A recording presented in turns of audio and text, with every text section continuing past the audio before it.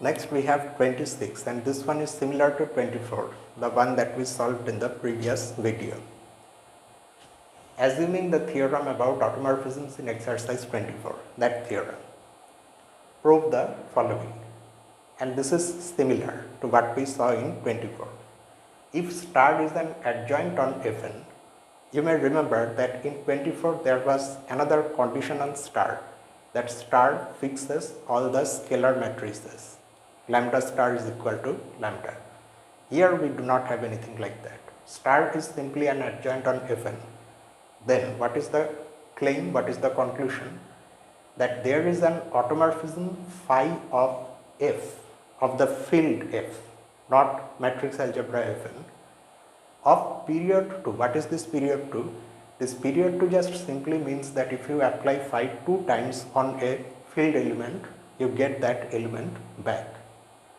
And a matrix P in Fn, an invertible matrix because you can see P inverse here, for which A adjoint is equal to P times transpose of A phi, the phi image of the matrix A, times P inverse for all A belonging to Fn.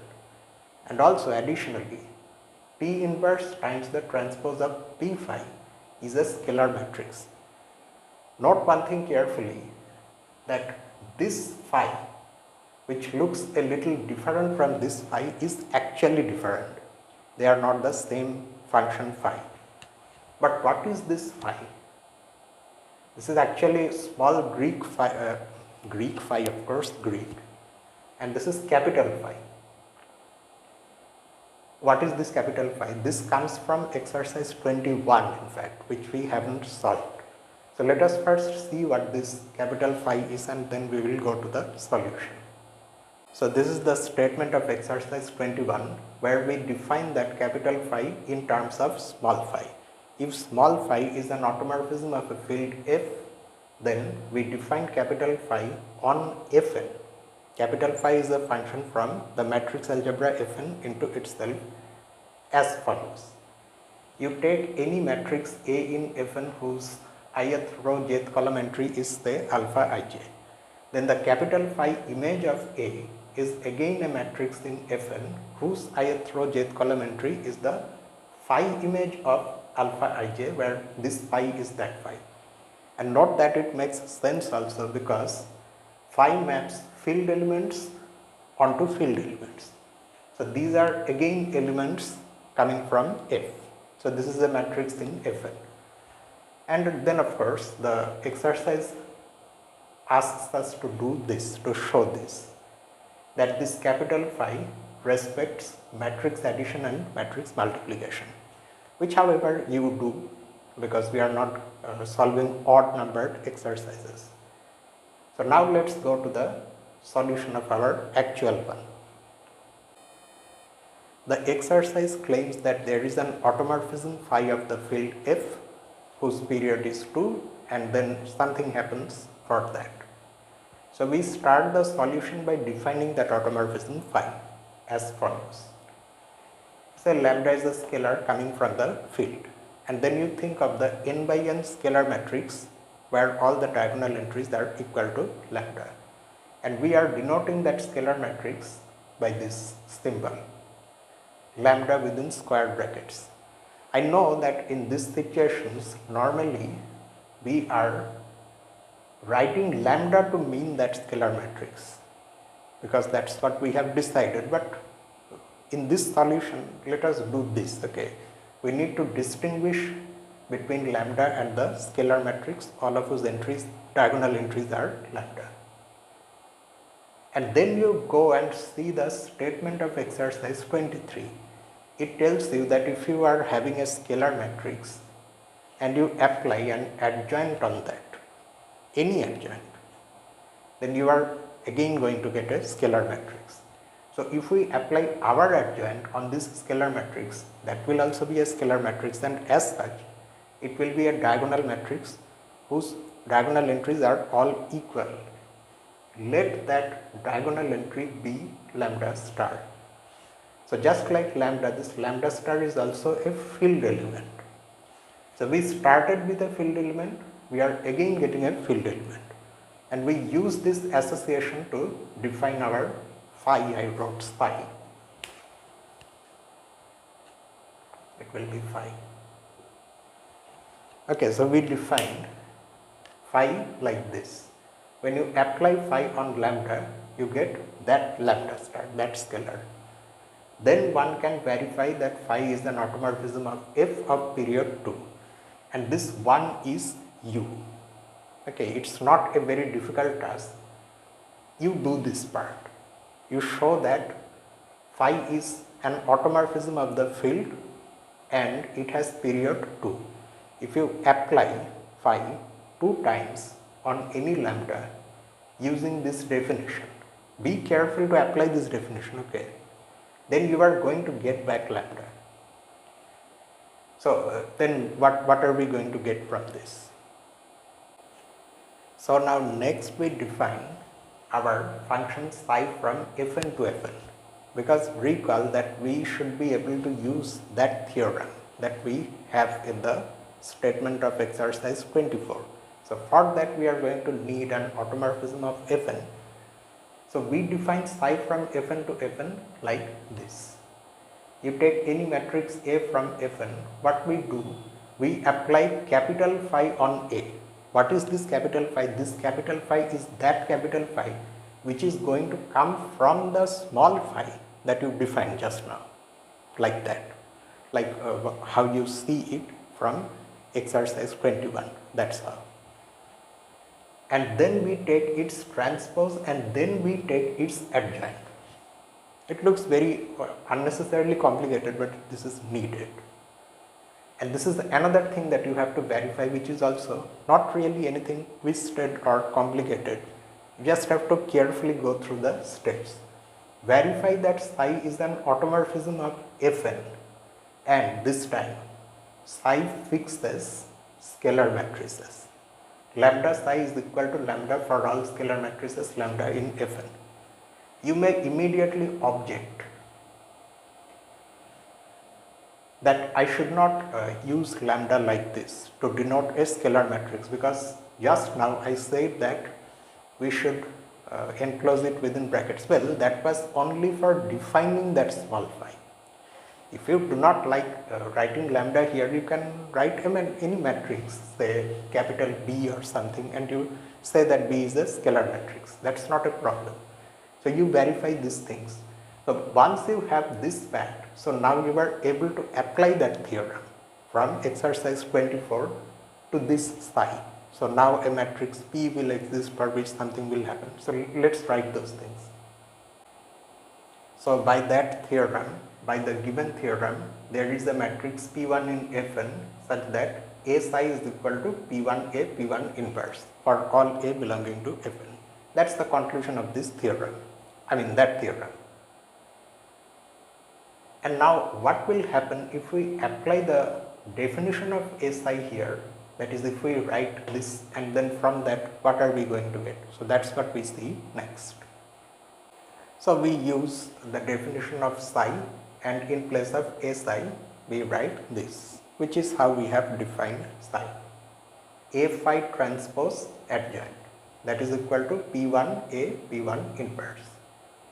And then this of course implies that next thing, because we are pre-multiplying both sides by P1 inverse and post-multiplying both sides by P1. Or to put it more simply, we are multiplying both sides from the left by P1 inverse and from the right by P1. So that gives us A on the right hand side and that thing on the left hand side. And then what happens? If we take adjoint on both sides, adjoint on A of course is A adjoint, which we are writing on this side, and what will happen if you take adjoint of this entire product? You can take adjoint on the individual matrices, these three matrices, but the order will change. First you take adjoint on P1, that gives you P1 adjoint, and then you take adjoint on this middle matrix, because there already is an adjoint, so the two adjoints cancel. You already know that property. Well, it's not a property, but it's a part of the definition of adjoint itself. and you are left with A phi transpose and then the adjoint of P1 inverse. Now do you remember that when you did a similar thing with transpose, you were able to interchange inverse and transpose because that's the property of transpose. Can we do the same thing here with adjoint? Can we take the adjoint inside and bring the inverse out? Yes, we can, but let's see how.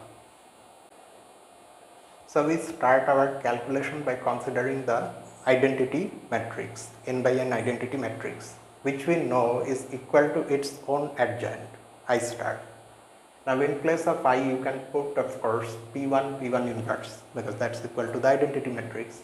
So the adjoint of that, and then when you insert the adjoint inside and apply it on both the matrices, the order changes. So first you have P1 inverse adjoint, then after that P1 adjoint. So what do you see? You see that the product of P1 star and P1 inverse star is identity. So obviously this is the inverse of P1 star.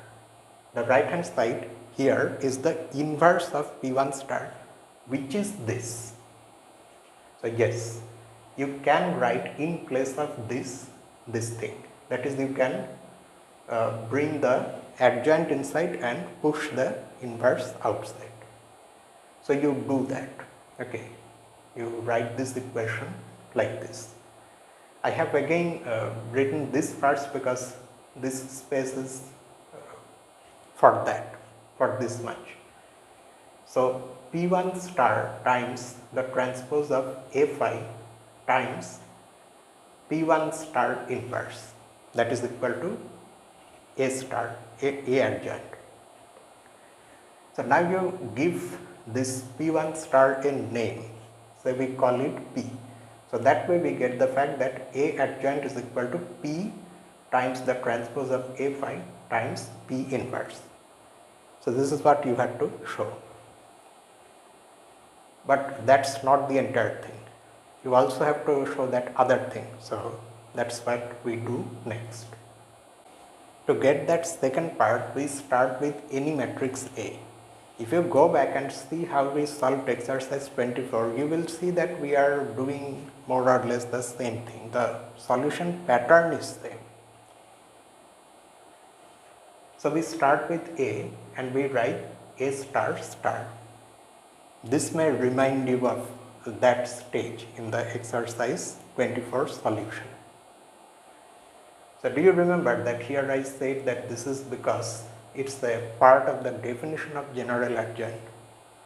And then what we do, then we use this fact. Okay, any matrix star is this. Now in place of any matrix we have A star itself. So A star star will be equal to P times A star phi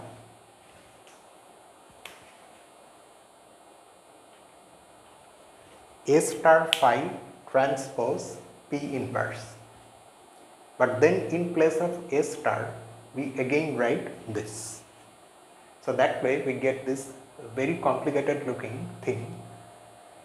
P, we need to be very careful so that we do not miss anything. You can write things like this. You have P here on this side and on the right extreme you have P inverse. Okay. And then in the middle you have transpose of something and then you write the something. In place of A star you have this P times A phi transpose P inverse, P times A phi transpose P inverse. On that you are applying phi. Because phi respects matrix multiplication, so phi just gets applied on each matrix. Note that phi is a homomorphism. Phi is not like transpose or star where the order will change. No. Phi of AB is equal to phi A phi B. Their order does not change. So we apply phi on P, we get P phi. Then we apply phi on, this part is complicated, A phi transpose. So this is the phi image of A phi transpose. and then we also apply phi on P inverse. And you see, I have already made a mistake. I myself forgot this transpose, and then we have P and P inverse outside. Now what will happen? Let's see. Now two things happen in the next step. In place of A phi prime, that is A phi transpose phi, the phi image of A phi transpose, in place of that we write A transpose. The question is how? What is this phi actually? You recall what capital phi is. Applying capital phi on a matrix just means applying small phi on each entry of the matrix. That's what capital phi is after all. So you are applying small phi on each entry of A, that is your A phi, and then you take transpose. So after applying capital phi, or in other words small phi on each entry, you interchange the rows and columns. And then again you apply capital phi, that means once more you are applying small phi on the entries. Now recall that small phi has period 2. So two applications of small phi on any field element gives us the field element back. So we get back the elements of A, but the transpose, that effect remains. So that's why we have A transpose. And what is happening here? In place of P inverse phi, we have P phi inverse. Well, it's a simple fact. You can prove this by applying phi on the identity matrix and then writing the identity matrix as P times P inverse, and then use the fact that phi respects matrix multiplication. From that you will be easily able to show that P inverse phi is equal to P phi inverse. But the outer transpose on this entire thing still remains. So in the next step we are going to bring that in and apply it on each matrix, but this time order will change. So first we have the transpose of this, which you see here, P phi inverse transpose, and then we apply transpose on A transpose, so we get A, and then we apply transpose on P phi transpose, and outside of course we always had P and P inverse. And now finally, in place of transpose of inverse, you can write inverse of transpose, because you already know that inverse and transpose can be interchanged. So this is where the entire thing now stands. A is equal to this times A times this. So from this you can see pretty easily that you get this. How do you get this? You multiply both sides of this equation from the left by the inverse of this, so that it no longer is present on the right side. You simply have A and whatever else you have there, you have here. But what is the inverse of this? The inverse of this is, if you apply the inverse on the individual matrices, first you take the inverse of this inverse and you get P phi transpose, and then you take the inverse of P inverse times A. So then what are you getting? You have already gone through a similar argument in 24 when we were solving 24, that this matrix commutes with A, and A is any matrix in Fn. So again that same thing will happen. By that exercise, this will be a scalar matrix. So by exercise 7 of section 6.1, this matrix is a scalar matrix, say lambda I. I is the identity matrix. Again we are using another notation. We can actually use whatever we find convenient in a single solution itself. The only thing is that we should not get confused about what we are doing. So lambda I, in fact this is the actual notation of a scalar matrix. You are multiplying the identity matrix by a scalar lambda. So we have this.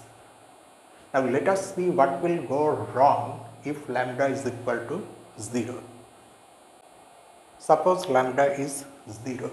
So if lambda is 0, then this right hand side is the n by n 0 matrix, But then if you multiply both sides from the right by p, then this p inverse will vanish on the left hand side and the right hand side is still 0 because 0 times p is 0.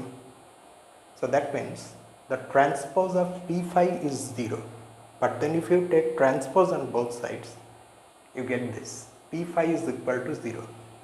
Now because phi is an automorphism, in particular because phi is 1 to 1 and phi of 0 is equal to 0, so that is why p itself has to be equal to 0. But that is nonsense because p is invertible. How can it be 0? So that is why lambda cannot be 0. But if lambda is not 0, then we can multiply both sides by lambda inverse. This is the multiplicative inverse of lambda in the field F. So then that gives you this equation. Now you can view it like this. This matrix times P inverse is equal to I. And whenever you have AB equal to I, okay, then you also have BA equal to I because A and B become inverses of each other. So they commute also. In particular, AB becomes equal to BA. So in place of this times P inverse, you can also write P inverse times this.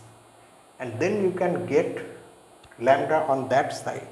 You can transfer it back on that side to that side by multiplying both sides by lambda. And you keep in mind that we are not multiplying both sides by a matrix but by a scalar. Scalar can run freely and enter between two matrices. Just like this lambda inverse sits between these two matrices, it can also go out. Matrices, however, cannot do that because their multiplication is not commutative. So you can do it in two steps. First you write lambda inverse here, just like this one, and then you multiply both sides by lambda. So that's how you finally get the fact that P inverse times transpose of P phi is a scalar matrix, because that's what you have been asked to show. So this is where the solution ends, and this is where the video also ends.